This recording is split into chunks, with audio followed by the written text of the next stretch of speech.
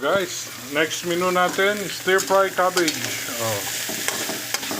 Napanood ko lang to sa Facebook. Ito na yung itlog na scramble, sinet aside ko na.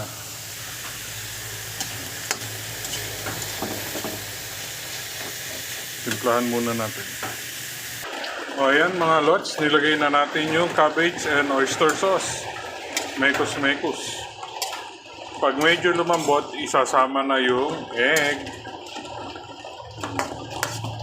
Ganito lang yung napanood ko sa Facebook.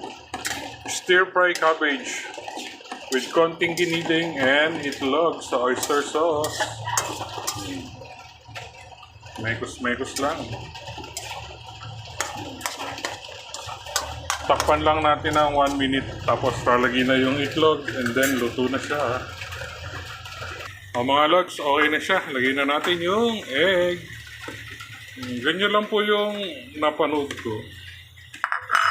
And then, mekos-mekos. Isang ulam na, diba? Yummy. Good morning, good morning.